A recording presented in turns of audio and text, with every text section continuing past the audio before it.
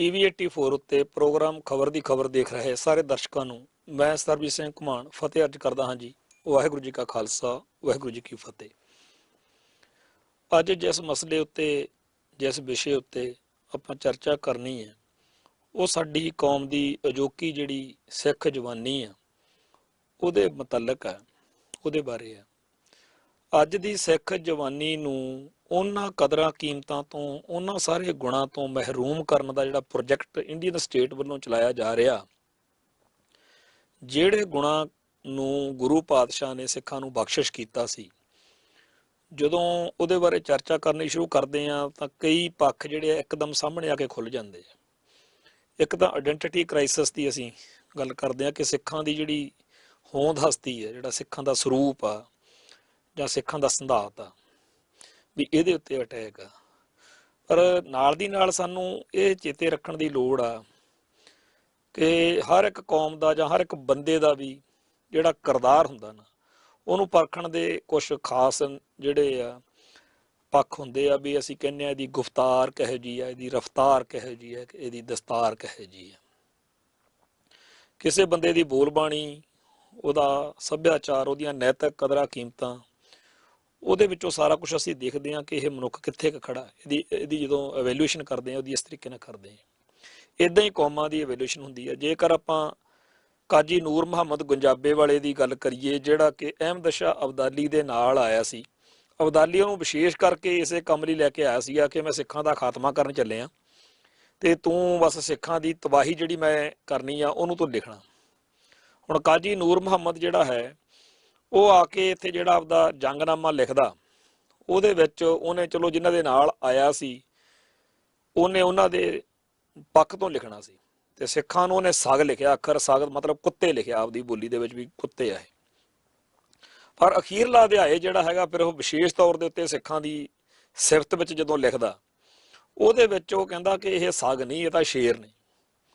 ਤੇ ਸਿੱਖਾਂ ਦੀਆਂ ਜੋ ਸਿਫਤਾਂ, ਜੋ ਗੁਣ ਉਸ ਮੌਕੇ ਕਾਜੀ ਨੂਰ ਮੁਹੰਮਦ ਗੁੰਜਾਬੇ ਵਾਲੇ ਨੇ ਜੰਗਨਾਮਾ ਦੇ ਵਿੱਚ ਦਰਜ ਕੀਤੀਆਂ ਨੇ, ਉਹ ਸਾਡੇ ਪੁਰਖਿਆਂ ਦੇ ਬਾਰੇ, ਸਾਡੇ ਵੱਡੇ ਵਡੇਰਿਆਂ ਦੇ ਬਾਰੇ ਸਾਨੂੰ ਦੱਸਦੀਆਂ ਨੇ ਕਿ ਕਿੱਡੇ ਸ਼ਾਨਦਾਰ ਤੇ ਕਿੱਡੇ ਉੱਚੇ ਸੁੱਚੇ ਲੋਕ ਸੀ ਸਾਡੇ ਪੁਰਖੇ, ਜਿਨ੍ਹਾਂ ਨੇ ਜ਼ਕਰੀਆ ਖਾਨ ਵਰਗਿਆਂ ਦੇ ਕੋਲੋਂ ਸਿਫਤਾਂ ਕਰਵਾ ਲਈਆਂ ਤੇ ਉਹਨਾਂ ਸਿਫਤਾਂ ਦੇ ਕੋਲੋਂ, ਉਹਨਾਂ ਸਿਫਤਾਂ ਦੀ ਗੱਲ ਸੁਣ ਕੇ ਨਾਦਰ ਸ਼ਾਹ ਵਰਗੇ ਕਹਿਣ ਲਈ ਮਜਬੂਰ ਹੋ ਗਏ ਵੀ ਇਹ ਤਾਂ ਕਦੇ ਨਾ ਕਦੇ ਇਸ ਖਿੱਤੇ 'ਚ ਰਾਜ ਭਾਗ ਕਰਨਗੇ, ਤੇ ਰਾਜ ਭਾਗ ਕੀਤਾ ਵੀ। ਇੰਨੇ ਉੱਚੇ ਸੁੱਚੇ ਕਦਰਾਂ ਕੀਮਤਾਂ ਵਾਲੇ, ਇੰਨੇ ਦਾਨਸ਼ਵਰ, ਇੰਨੇ ਦਲੇਰ, ਜਾਂਬਾਜ਼ ਤੇ ਹਰ ਪੱਖ ਤੋਂ ਬੁਲੰਦ ਕਿਰਦਾਰ ਵਾਲੇ ਜਿਹੜੇ ਸਾਡੇ ਪੁਰਖੇ ਸੀ, ਉਹਨਾਂ ਦੇ ਬਾਰੇ ਅਸੀਂ ਸੁਣਦੇ ਹਾਂ ਕਿ ਅੰਗਰੇਜ਼ਾਂ ਦਾ ਰਾਜ ਜਦੋਂ ਸੀਗਾ ਤੇ ਜੇਕਰ ਕਿਸੇ ਕਤਲ ਦੇ ਕੇਸ ਵਿੱਚ ਵੀ ਸਾਰੀਆਂ ਗਵਾਹੀਆਂ ਕਿਸੇ ਦੇ ਖਿਲਾਫ ਹੋਣ ਤੇ ਉੱਥੇ ਕੋਈ ਸਿੱਖ ਜਿਹੜਾ ਹੈ ਆ ਕੇ ਕਹਿ ਦੇਵੇ, ਤੇ ਜਿਹੜੀ ਉਹ ਸਿੱਖ ਦੀ ਗੱਲ ਆ ਉਹਦੀ ਵੈਲਿਊ ਮੰਨੀ ਜਾਂਦੀ ਸੀ, ਉਹਦੀ ਕਦਰ ਮੰਨੀ ਜਾਂਦੀ ਸੀ, ਉਹਦੀ ਕੀਮਤ ਮੰਨੀ ਜਾਂਦੀ ਸੀ। ਇੰਨਾ ਸੱਚਾ ਤੇ ਇੰਨਾ ਉਹਦੀ ਗੱਲ ਦਾ ਵਜਨ ਮੰਨਿਆ ਜਾਂਦਾ ਸੀ ਕਿ ਸਿੱਖ ਆ ਜਿਹੜਾ ਇਹ ਝੂਠ ਨਹੀਂ ਬੋਲਦਾ ਹੋਣਾ। ਤੇ ਅਸੀਂ ਇਹ ਵੀ ਗੱਲਾਂ ਸੁਣਦੇ ਆਏ ਆ ਕਿ ਗੱਡੀ ਮੋਟਰ ਵਿੱਚ ਦੂਰ ਦਰਾਡੇ ਕਿਸੇ ਬੱਸ ਵਿੱਚ ਜਦੋਂ ਕੋਈ ਲਾਲੇ ਜਾਂ ਕੋਈ ਹੋਰ ਲੋਕ ਆਪਦੇ ਧੀਆਂ ਨੂੰ, ਆਪਦੀਆਂ ਭੈਣਾਂ ਨੂੰ, ਆਪਦੀਆਂ ਮਾਵਾਂ ਨੂੰ ਜਾਂ ਕਿਸੇ ਔਰਤ ਨੂੰ ਬੱਸ ਵਿੱਚ ਚੜਾਉਣ ਲੱਗਦੇ ਸੀ ਤਾਂ ਬੱਸ ਵਿੱਚ ਚੜ੍ਹ ਕੇ ਦੇਖ ਲੈਂਦੇ ਸੀ ਵੀ ਕੋਈ ਸਰਦਾਰ ਬੈਠਾ ਪੱਗ ਵਾਲਾ, ਤੇ ਇੱਕ ਸਿੱਖ ਨੂੰ, ਪੱਗ ਵਾਲੇ ਨੂੰ ਦੇਖ ਕੇ ਗਰੰਟੀ ਹੋ ਜਾਂਦੀ ਸੀ ਉਹਨਾਂ ਨੂੰ, ਤੇ ਆਪਦੀ ਧੀ ਨੂੰ, ਆਪਦੀ ਮਾਂ ਨੂੰ, ਆਪਦੀ ਭੈਣ ਨੂੰ ਜਾਂ ਕਿਸੇ ਵੀ ਔਰਤ ਨੂੰ ਬੇਖੌਫ ਹੋ ਕੇ ਉਸ ਗੱਡੀ 'ਚ ਚੜਾ ਦਿੰਦੇ ਸੀ ਵੀ ਇੱਕ ਸਰਦਾਰ ਬੈਠਾ, ਇਹਦੇ ਹੁੰਦਿਆਂ ਕੁਛ ਵੀ ਗਲਤ ਨਹੀਂ ਵਾਪਰ ਸਕਦਾ।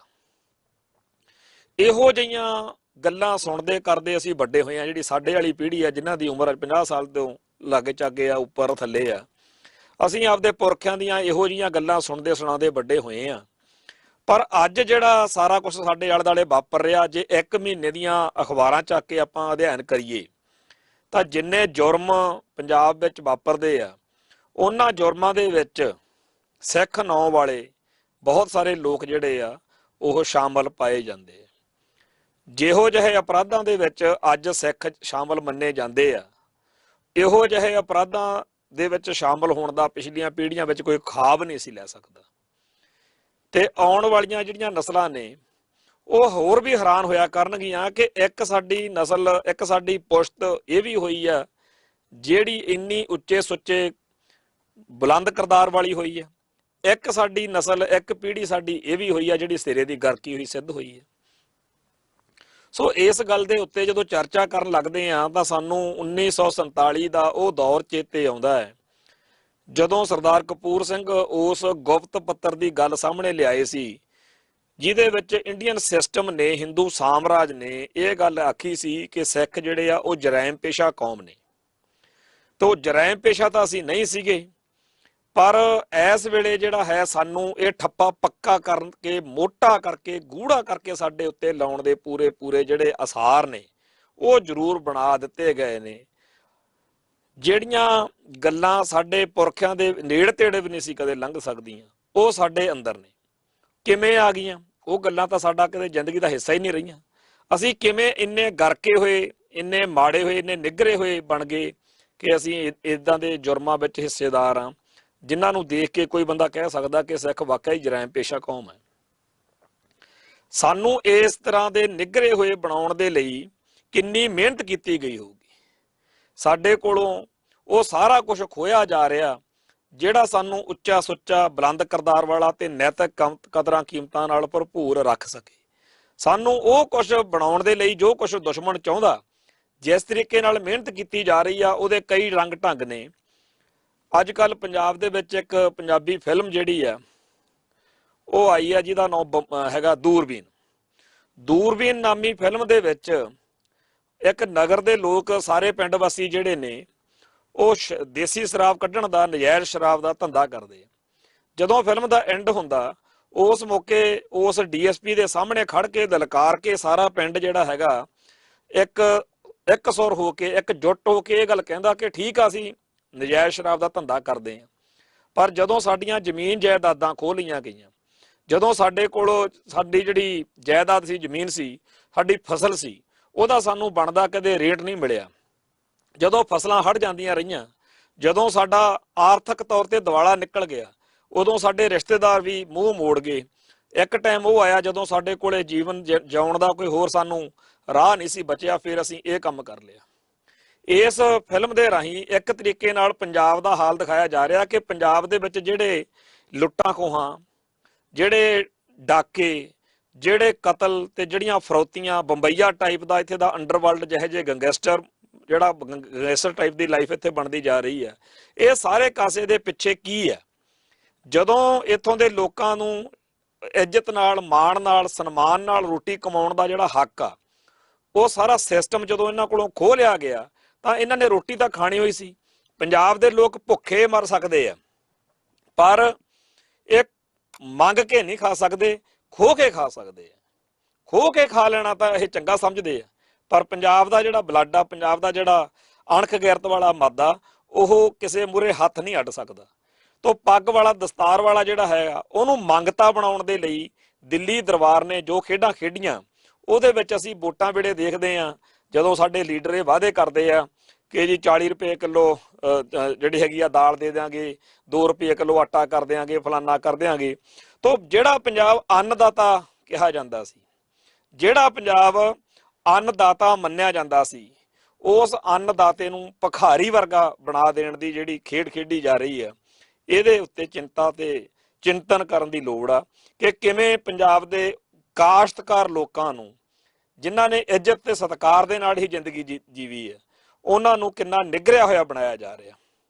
ਜੇ ਪੰਜਾਬ ਦੇ ਇਤਿਹਾਸ ਤੇ ਨਜ਼ਰ ਮਾਰੀਏ, ਪਿਛਲੀਆਂ 5, 10, 50 ਜਿੰਨੀਆਂ ਵੀ ਸਦੀਆਂ ਪਿੱਛੇ ਨਜ਼ਰ ਮਾਰ ਲਓ, ਕਿਸੇ ਵੀ ਮੌਕੇ ਪੰਜਾਬ ਦੇ ਵਿੱਚ ਖੁਦਕੁਸ਼ੀਆਂ ਦਾ, ਇੱਥੇ ਖੁਦਕੁਸ਼ੀ ਵਾਲਾ ਰੁਝਾਨ ਇੱਥੇ ਨਹੀਂ ਆਇਆ। ਇੱਥੇ ਦੇ ਲੋਕ ਜਿਹੜੇ ਨੇ ਉਹ ਹਾਲਾਤਾਂ ਨਾਲ ਲੜਨ ਦੇ ਆਦੀ ਰਹੇ ਨੇ।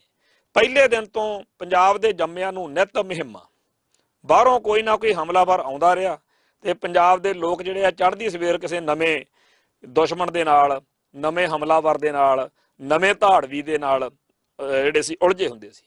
ਸੋ ਪੰਜਾਬ ਦਾ ਜਿਹੜਾ ਕਿਸਾਨ ਆ, ਜਦੋਂ ਉਹ ਖੇਤ 'ਚ ਕੰਮ ਕਰ ਰਿਹਾ ਤਾਂ ਨਾਲ ਦੀ ਨਾਲ ਉਹਦੇ ਕੋਲੇ ਡਾਂਗ ਸੋਟਾ, ਉਹਦਾ ਹਥਿਆਰ, ਜੇ ਉਹ ਖੇਤ ਨੂੰ ਜਾ ਰਿਹਾ ਉਹਦੇ ਕੋਲ ਰਿਹਾ। ਪੰਜਾਬ ਇੱਕ ਅਣਖ ਗੈਰਤ ਵਾਲਾ ਇੱਥੇ ਮਾਦਾ, ਤੇ ਇੱਥੇ ਇਹੋ ਜਿਹੀ ਗੱਲ ਨਹੀਂ ਹੈਗੀ ਕਿ ਮਾਤਾ ਦਾ ਮਾਲ ਬਣ ਕੇ ਟਾਈਮ ਕੱਢ ਲੂਗਾ ਕੋਈ।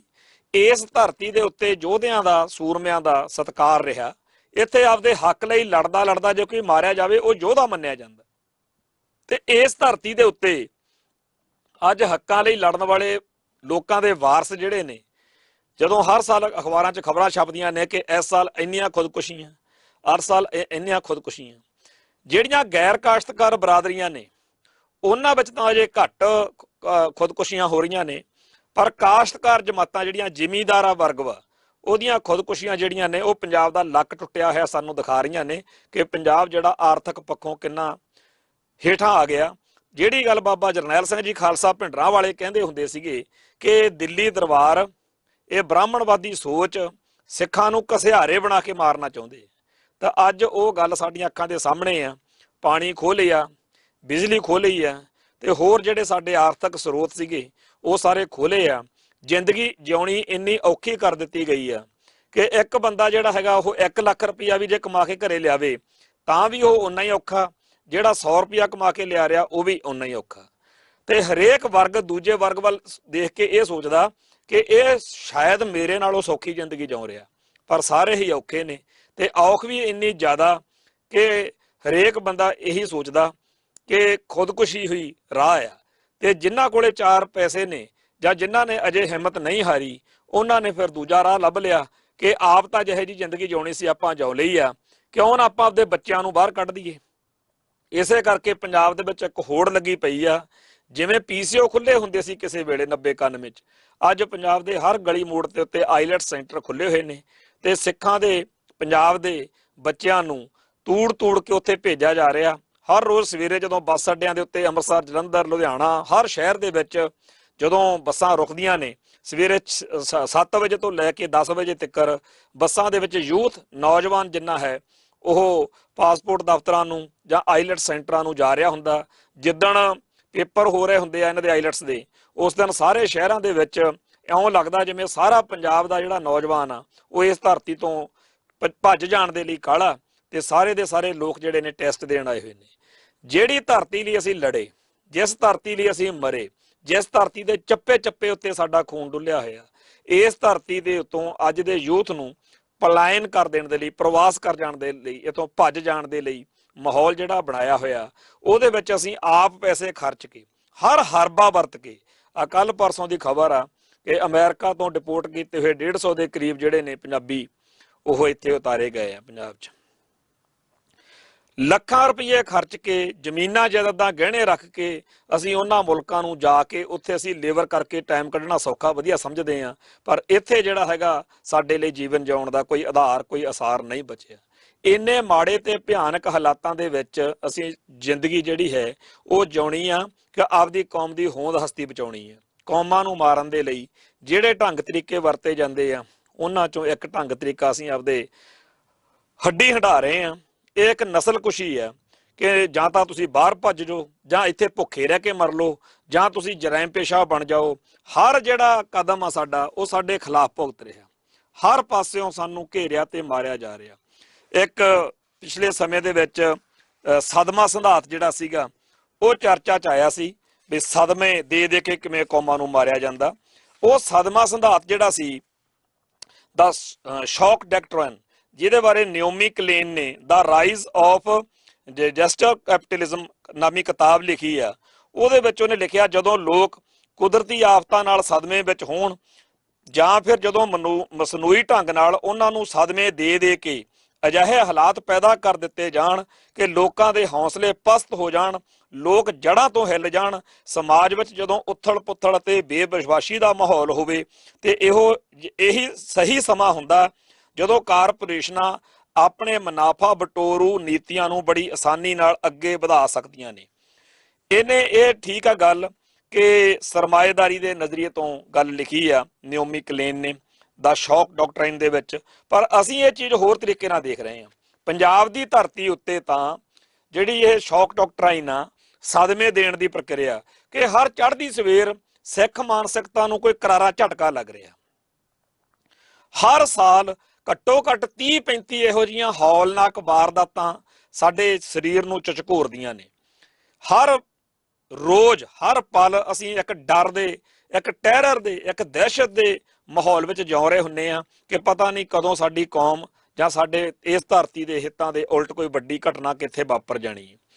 ਸਿੱਖਾਂ ਨੂੰ ਡਰਾਈ ਰੱਖੋ ਤੇ ਆਰਾਮ ਨਾਲ ਰਾਜ ਕਰਦੇ ਰਹੋ। ਕੁਛ ਇਸ ਤਰ੍ਹਾਂ ਦਾ ਵਰਤਾਰਾ ਸਾਡੇ ਆਲੇ ਦੁਆਲੇ ਵਾਪਰ ਰਿਹਾ।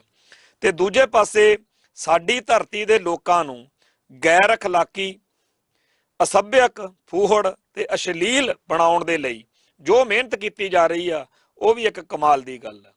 ਸਾਡੇ ਸਾਹਮਣੇ ਆ ਕਿ ਆਨੰਦਪੁਰ ਸਾਹਿਬ ਦੀ ਧਰਤੀ ਉੱਤੇ ਸਿੱਖ ਕੌਮ ਨੇ ਇੱਕ ਮਿਊਜ਼ੀਅਮ ਉੱਥੇ ਦੇਖਿਆ ਵੀ ਮਿਊਜ਼ੀਅਮ ਬਣ ਰਿਹਾ, ਤੇ ਉਸ ਮਿਊਜ਼ੀਅਮ ਦੇ ਵਿੱਚ ਉਹ ਸਾਰਾ ਕੁਝ ਬਿਨਾਂ ਕਿਸੇ ਗੱਲ ਤੋਂ ਲਿਆ ਕੇ ਥੋਪ ਦਿੱਤਾ ਜਿਹੜਾ ਸਾਡੇ ਸਿੱਖ ਸੱਭਿਆਚਾਰ ਤੋਂ ਬਿਲਕੁਲ ਕੋਹਾਂ ਦੂਰ ਆ।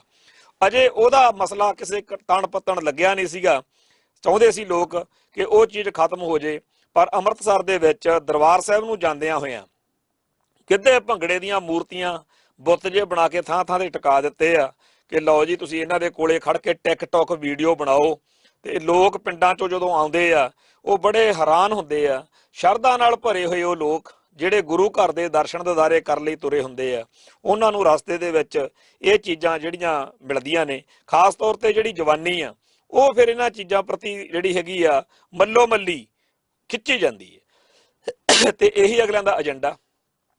ਅਸੀਂ ਦੇਖਿਆ ਕਿ ਕਰਤਾਰਪੁਰ ਸਾਹਿਬ ਦੇ ਲਾਂਘੇ ਤੋਂ ਬਾਅਦ ਜਦੋਂ ਉੱਥੇ ਗੁਰਦੁਆਰਾ ਸਾਹਿਬ ਦੇ ਵਿੱਚ ਸੰਗਤਾਂ ਗਈਆਂ ਤਾਂ ਉੱਥੇ ਇੱਕ ਫੋਟੋ ਸਾਰੇ ਸੰਸਾਰ ਨੇ, ਖਾਸ ਤੌਰ ਤੇ ਪੰਜਾਬ ਦੀ ਸਿੱਖ ਜਵਾਨੀ ਨੇ ਜਦੋਂ ਮਹਿਸੂਸ ਕੀਤਾ ਕਿ ਕਮਾਲ ਦੀ ਗੱਲ ਆ, ਐਦਾਂ ਵੀ ਕੀਤਾ ਜਾ ਸਕਦਾ।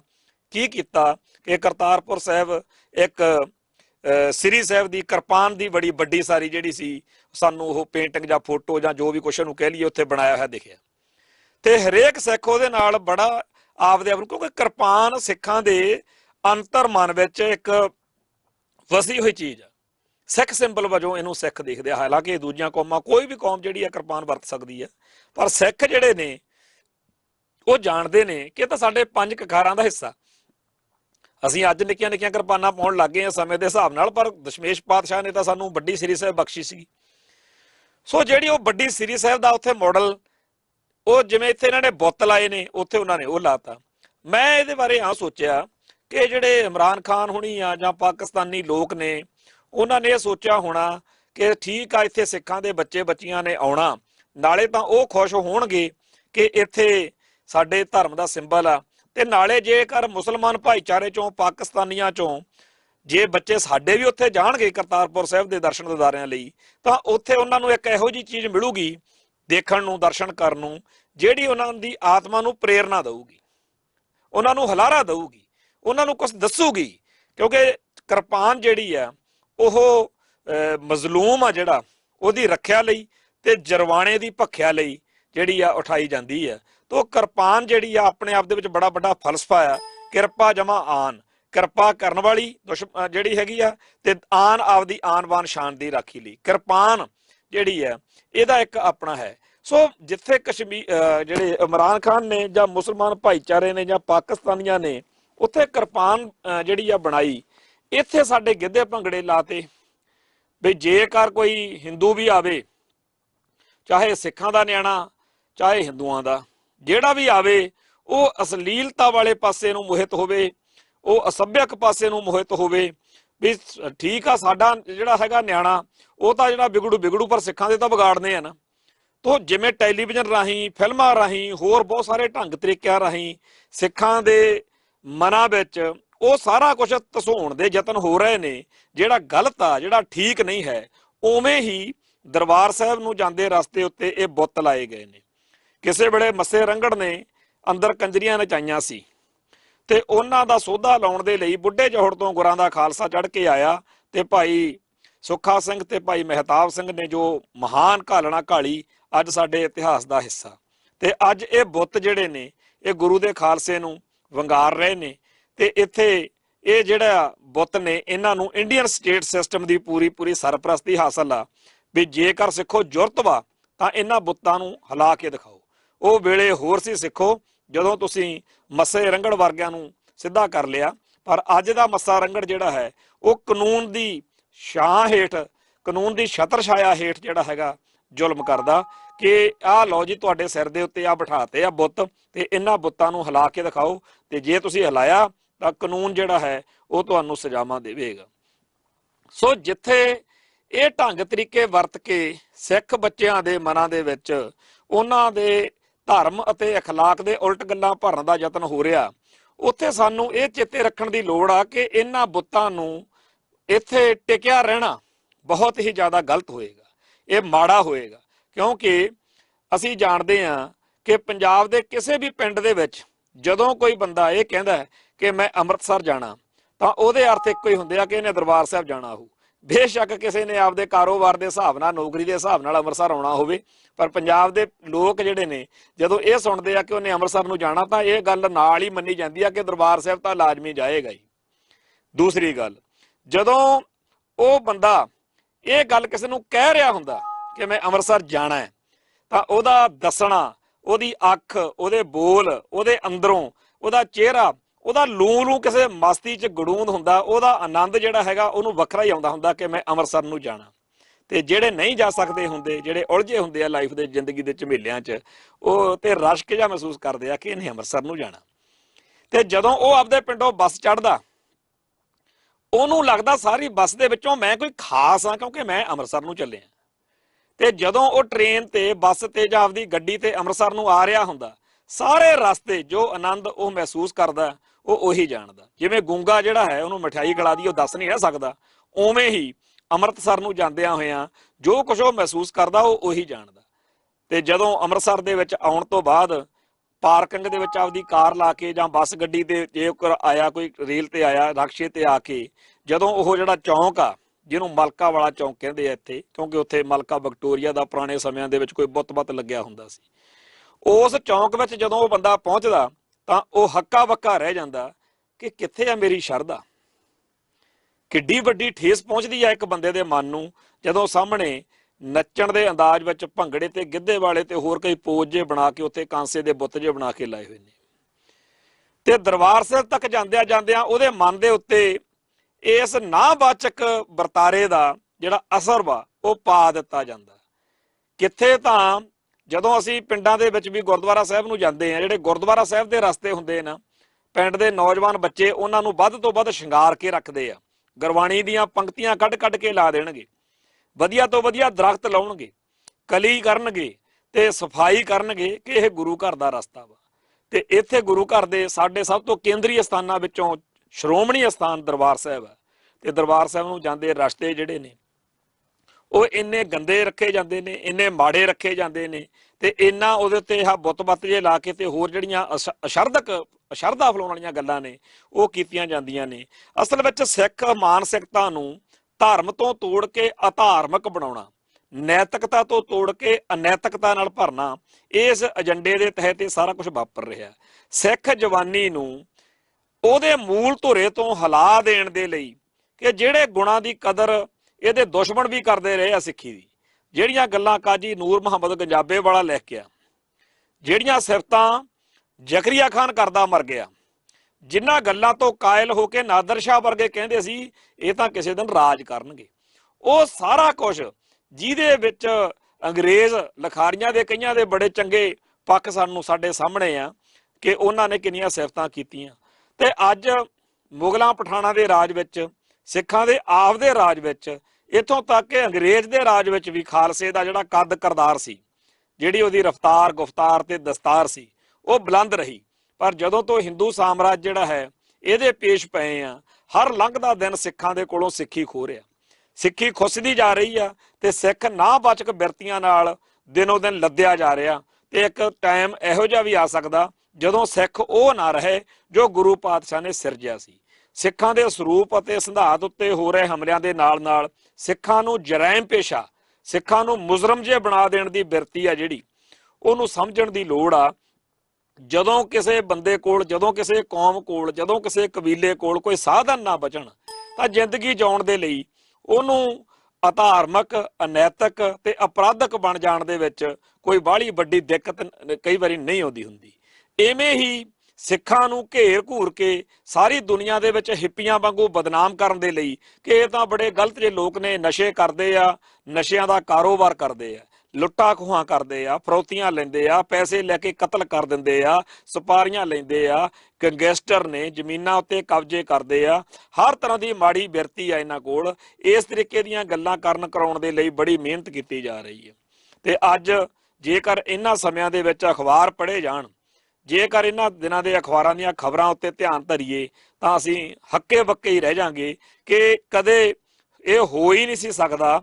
ਕਿਉਂਕਿ ਕਾਜੀ ਨੂਰ ਮੁਹੰਮਦ ਨੇ ਜਿਵੇਂ ਲਿਖਿਆ ਬਈ ਇਹ ਪਰ ਇਸਤਰੀ ਵਾਲੇ ਪਾਸੇ ਤਾਂ ਜਾਂਦੇ ਹੀ ਨਹੀਂ, ਪਰ ਅੱਜ ਇੱਥੇ ਪੰਜਾਬ ਦੀ ਧਰਤੀ ਉੱਤੇ ਰੇਪ ਹੋਣੇ, ਜਿਨ੍ਹਾਂ ਰੇਪ ਕੇਸਾਂ ਦੇ ਵਿੱਚ ਸਿੱਖ ਨਾਂ ਵਾਲੇ ਬੰਦਿਆਂ ਦਾ ਆਉਣਾ, ਅਖਲਾਕਹੀਣ ਹਰਕਤਾਂ, ਤਹਿਜੀਬ ਤੋਂ ਕੋਰੀਆਂ ਗੱਲਾਂ, ਇਹ ਸਾਰੀਆਂ ਜਦੋਂ ਸਿੱਖ ਕਰਦੇ ਕਰਾਉਂਦੇ ਨੇ, ਉਸ ਮੌਕੇ ਇਸ ਗੱਲ ਦੇ ਉੱਤੇ ਫਿਰ ਦੁਬਾਰਾ ਚਿੰਤਾ ਕਰਨੀ ਬਣਦੀ ਆ ਕਿ ਸਾਡੇ ਨਾਲ ਹੋ ਕੀ ਰਿਹਾ।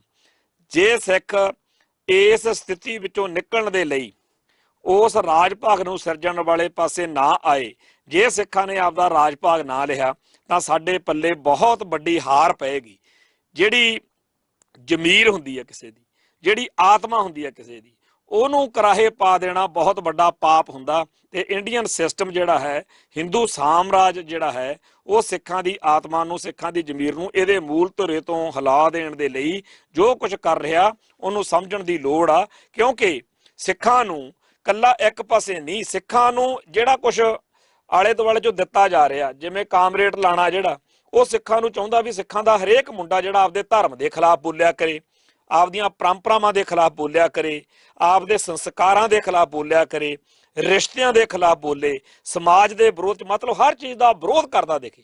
ਇਸ ਵੇਲੇ ਇਹ ਨਾਬਾਚਕ ਬਿਰਤੀ ਹੈ ਜਿਹੜੀ, ਉਹ ਸਾਡੇ ਸਮਾਜ ਵਿੱਚ ਦਿਨੋਂ ਦਿਨ ਭਾਰੂ ਹੁੰਦੀ ਜਾ ਰਹੀ ਹੈ।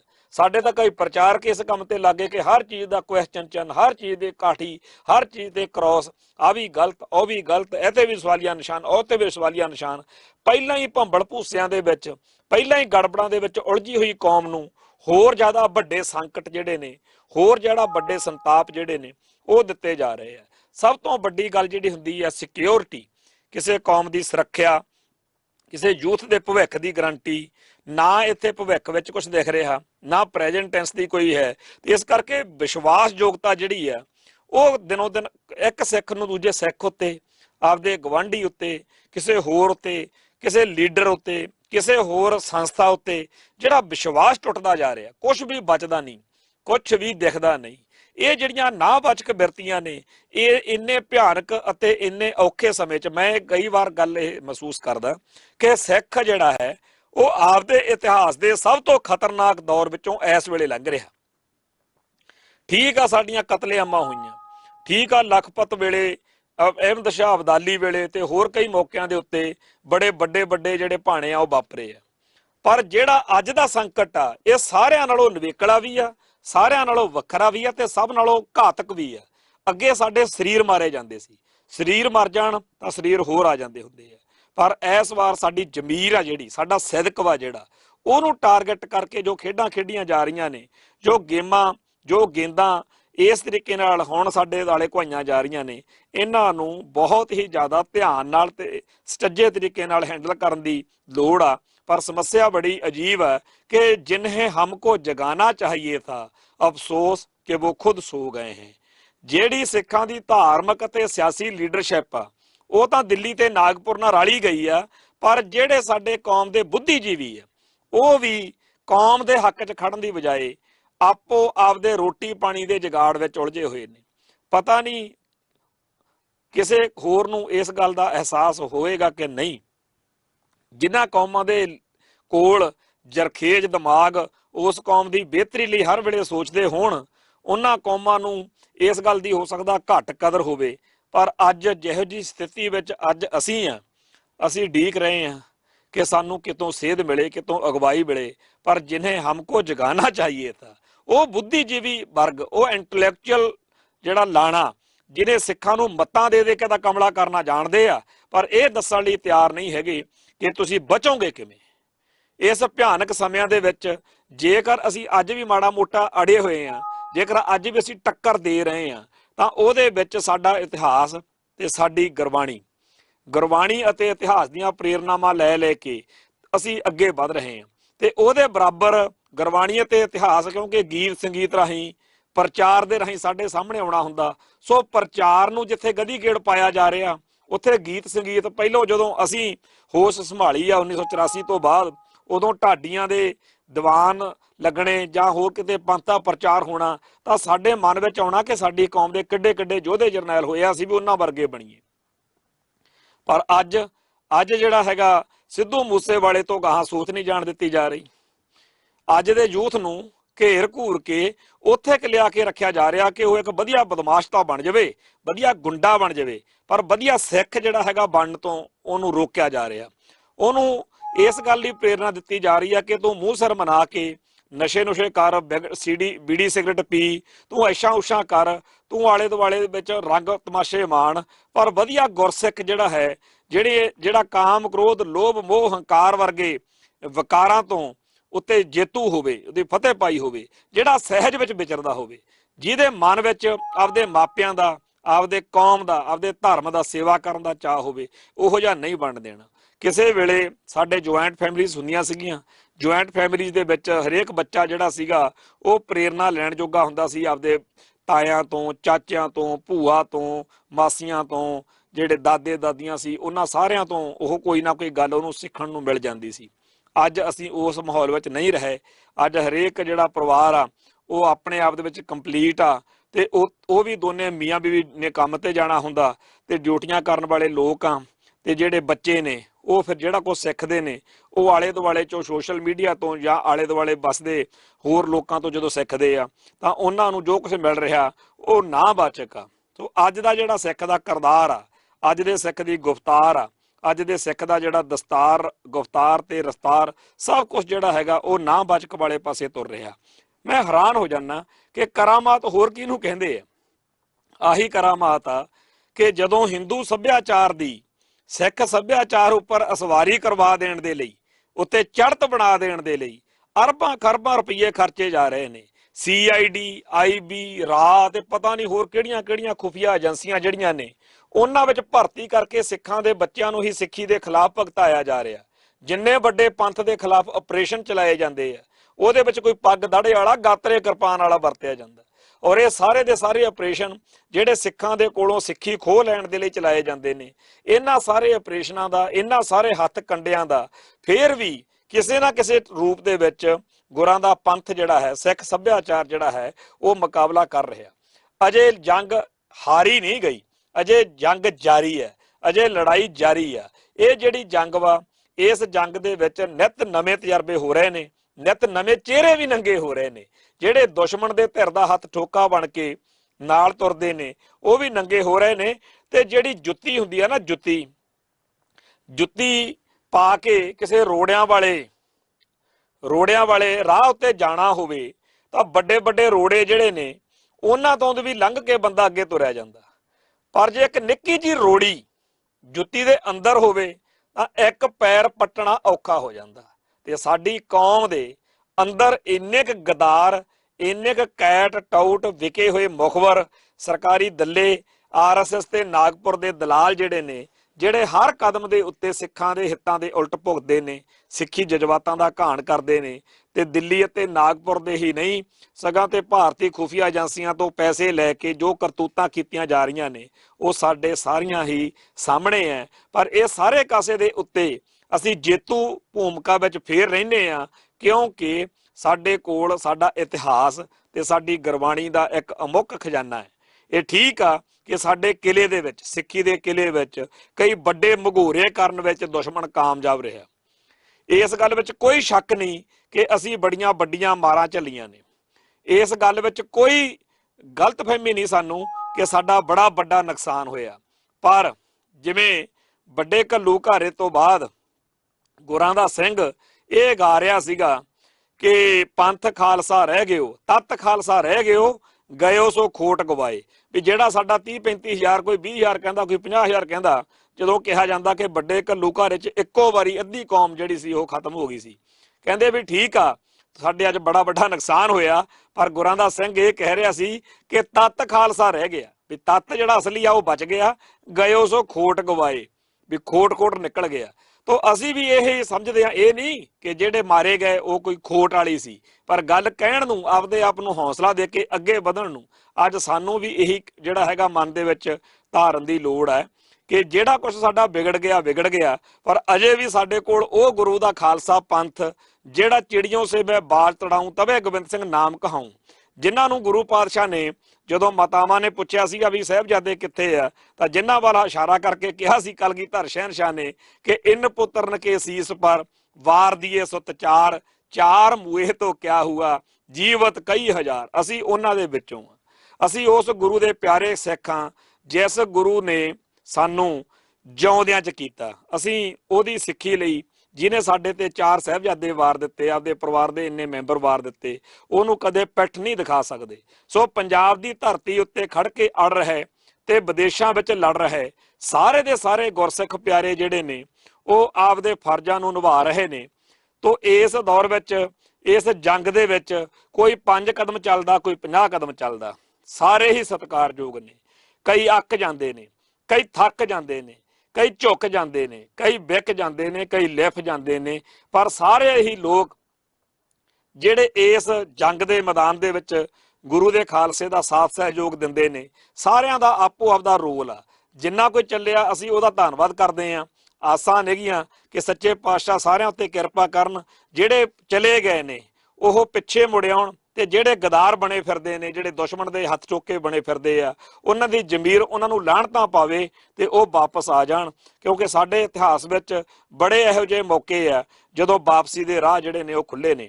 ਜਦੋਂ ਰਾਮ ਰਾਏ ਗਲਤੀ ਕਰ ਗਿਆ ਸੀ ਤਾਂ ਪਾਤਸ਼ਾਹ ਨੇ ਕਿਹਾ ਸੀ ਮੇਰੇ ਮੱਥੇ ਨਾ ਲੱਗੀ, ਪਰ ਉਸੇ ਪਾਤਸ਼ਾਹ ਦੇ ਅੱਗੇ ਚੱਲਦਿਆਂ ਹੋਇਆਂ ਗੁਰੂ ਗੋਬਿੰਦ ਸਿੰਘ ਜੀ ਵੇਲੇ ਉਹੀ ਰਾਮ ਰਾਏ ਜਿਹੜਾ ਸੀਗਾ ਆ ਕੇ ਗੁਰੂ ਘਰ ਦਾ ਫੇਰ ਸ਼ਰਧਾਲੂ ਸਿੱਖ ਬਣ ਗਿਆ ਸੀ।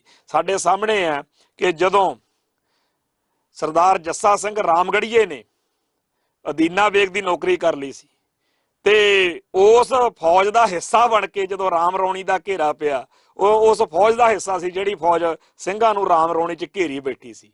ਪਰ ਗੁਰੂ ਦੇ ਪਿਆਰੇ ਖਾਲਸੇ ਨੇ ਉਸ ਜੱਸਾ ਸਿੰਘ ਰਾਮਗੜੀਏ ਦੀ ਚਿੱਠੀ ਉੱਤੇ ਜੋ ਪ੍ਰਤੀਕਿਰਿਆ ਕੀਤੀ ਤੇ ਜਿਵੇਂ ਉਹਨੇ ਲਿਖ ਕੇ ਭੇਜਿਆ ਕਿ ਹਮ ਕਬ ਸਿੰਘਾਂ ਟੁੱਟਣ ਚਾਹਿਓ, ਮੈਂ ਕਿਦੋਂ ਸਿੱਖਾਂ ਤੋਂ ਟੁੱਟਣਾ ਚਾਹੁੰਦਾ।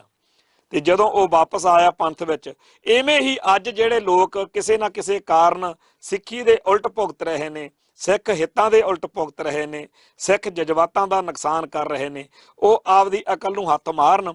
ਇਤਿਹਾਸ ਹਰ ਚੀਜ਼ ਦਾ ਬਣ ਰਿਹਾ। ਜਿਵੇਂ ਆਪਾਂ ਪੁਰਾਣੇ ਵੇਲਿਆਂ ਦੀਆਂ ਗੱਲਾਂ ਕਰਦੇ ਹਾਂ ਕਿ ਲਖਪਤ ਰਾਏ ਨੇ ਆਹ ਕੀਤਾ, ਜਾਂ ਆਪਾਂ ਕਿਸੇ ਹੋਰ ਬਾਰੇ ਗੱਲ ਕਰਦੇ ਹਾਂ, ਰਾਮ ਰਾਏ ਦੀ ਗੱਲ ਆ ਜਾਂ ਦੀਵਾਨ ਕੌੜਾ ਮੱਲ ਦੀ ਗੱਲ ਆ, ਉਵੇਂ ਅੱਜ ਦੇ ਇਤਿਹਾਸ ਬਾਰੇ ਵੀ ਆਉਣ ਵਾਲੇ ਸਮੇਂ ਨੇ ਲਿਖਿਆ ਕਰਨਾ ਕਿ ਫਲਾਨੇ ਵੇਲਿਆਂ ਦੇ ਵਿੱਚ ਫਲਾਨੇ ਨੇ ਆਹ ਕੀਤਾ ਸੀ। ਜੇ ਬਾਦਲਕਿਆਂ ਦੀ ਗੱਲ ਆ ਤਾਂ ਬਾਦਲਕਿਆਂ ਦਾ ਵੀ ਲਿਖਿਆ ਜਾਣਾ। ਜਿੱਥੇ ਬਾਬਾ ਜਰਨੈਲ ਸਿੰਘ ਦਾ ਜ਼ਿਕਰ ਆਉਣਾ ਉੱਥੇ ਉਹਨਾਂ ਦਾ ਜ਼ਿਕਰ ਆਉਣਾ ਹੀ ਆਉਣਾ।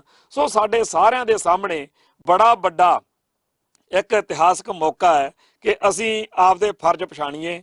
ਜਿਹੜਾ ਆਹ ਸਾਲ ਆ ਇਹ 550ਵਾਂ ਸਾਲ ਮਨਾ ਰਹੇ ਹਾਂ ਆਪਾਂ ਗੁਰੂ ਨਾਨਕ ਸਾਹਿਬ ਜੀ ਦੇ ਪ੍ਰਕਾਸ਼ ਪੁਰਬ ਦਾ। ਸੋ ਇਸ ਮੌਕੇ ਸਾਨੂੰ ਅਹਿਦ ਕਰਨ ਦੀ ਲੋੜ ਆ। ਸਾਨੂੰ ਆਪਦੇ ਉੱਤੇ ਇਹ ਗੱਲ ਜਿਹੜੀ ਆ ਲਿਆਉਣ ਦੀ ਲੋੜ ਆ ਕਿ ਅਸੀਂ ਇਸ ਸਾਲ ਦੇ ਵਿੱਚ ਕੁਝ ਇਹੋ ਜਿਹਾ ਵੱਖਰਾ ਕਰੀਏ ਕਿ ਸਾਰੀ ਦੁਨੀਆ ਜਿਹੜੀ ਆ ਉਹ ਪੰਥ ਵੱਲ ਦੇਖੇ। ਖਾਸ ਤੌਰ ਦੇ ਉੱਤੇ ਉਹਨਾਂ ਨੈਗੇਟਿਵ ਤੇ ਨਾਵਾਚਕ ਬਿਰਤੀਆਂ ਨੂੰ ਸਮਝੀਏ ਤੇ ਉਹਨਾਂ ਦਾ ਇਲਾਜ ਕਰੀਏ। ਬੜਾ ਕੁਝ ਇਸ ਵੇਲੇ ਸਾਡੇ ਬੱਚੇ, ਸਾਡੀ ਕੌਮ ਦੇ ਲੋਕ ਜਿਹੜੇ ਨੇ ਉਹ ਚਿੰਤਾ ਕਰ ਰਹੇ ਆ, ਚਿੰਤਨ ਵੀ ਕਰ ਰਹੇ ਆ। ਥਾਂ ਥਾਂ ਤੇ ਗੋਸ਼ਟੀਆਂ ਹੋਣ, ਦੂਜੀਆਂ ਕੌਮਾਂ ਦੇ ਮਾਹਿਰ ਜਿਹੜੇ ਆ ਉਹਨਾਂ ਨਾਲ ਡਿਸਕਸ਼ਨ ਹੋਵੇ, ਇੰਟਰਫੇਥ ਚੱਲੇ, ਸਭ ਕੁਝ ਕਰੀਏ ਜਿਹਦੇ ਨਾਲ ਸਾਡੇ ਪੰਥ ਦਾ ਵਾਧਾ ਹੁੰਦਾ ਹੋਵੇ, ਧਰਮ ਦੀ ਚੜ੍ਹਦੀ ਕਲਾ ਹੁੰਦੀ ਹੋਵੇ। ਨਾਨਕ ਨਾਮ ਚੜ੍ਹਦੀ ਕਲਾ, ਤੇਰੇ ਭਾਣੇ ਸਰਬੱਤ ਦਾ ਭਲਾ। ਵਾਹਿਗੁਰੂ ਜੀ ਕਾ ਖਾਲਸਾ, ਵਾਹਿਗੁਰੂ ਜੀ ਕੀ ਫਤਿਹ।